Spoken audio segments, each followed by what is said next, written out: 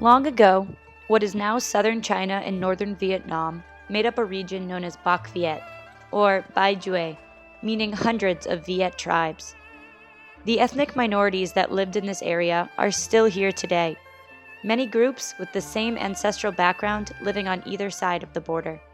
Many cultural practices transcend this border, one of which being the production of the widely known and highly regarded pu-erh tea. This is the popular Chinese name for this ancient tea, but in Vietnamese it is referred to as tra ong lam. It is special for its fermentation and aging process, giving it a unique flavor and many health benefits.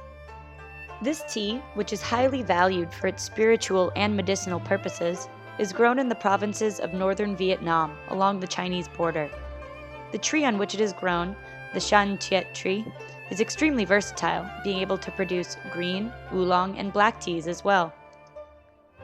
The Vietnam Association for Conservation of Nature and Environment has recognized the shan tiet trees in the village of Cao Bo as a site of national heritage. All across the region, different groups of people share this same sentiment about preserving the history that these ancient trees represent. Each villager cares deeply about their trees and works hard to protect them. These trees were not planted, but found long ago. Therefore, they have belonged to families for generations. Local farmers respect each other's long-standing claims to specific trees.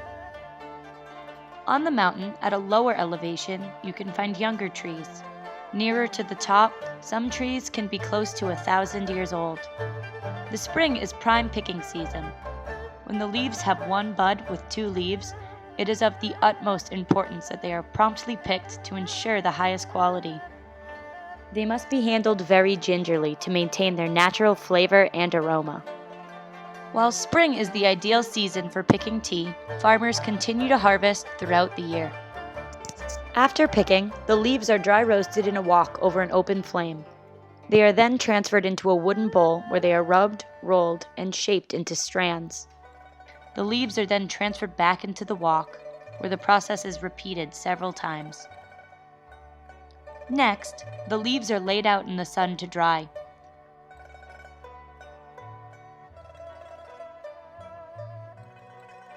Later, they are stored in bamboo shoots to further ferment. Tea has important social functions among the ethnic minorities in this region. When a guest is visiting, they will always be offered tea as an expression of hospitality. In exchange, a guest will typically compliment the host's tea. This exchange creates comfort and ease for both the host and the guest. The tea's natural fermentation process creates not only a rich, deep cup of tea, but microorganisms that are beneficial to the human body. It has digestion-aiding probiotics and cancer-preventing antioxidants, and it naturally lowers cholesterol and high blood pressure. Families living in many of these regions typically grow only enough crops to support themselves, without a surplus to sell to others. For this reason, farmers grow similar products to their neighbors, especially rice and corn. The exception to this is tea. Frequently, farmers will sell their products wholesale to large companies in China. Bac Viet tea was created in an effort to provide a market for these farmers, allowing them to produce their own tea rather than selling just the leaves. By keeping the farmers' interests in mind, they provide an alternative to exporting their product to a large and faceless corporation. Further production of this magnificent tea at a local level will ensure that ethnic minorities can maintain an invaluable facet of their cultural identity.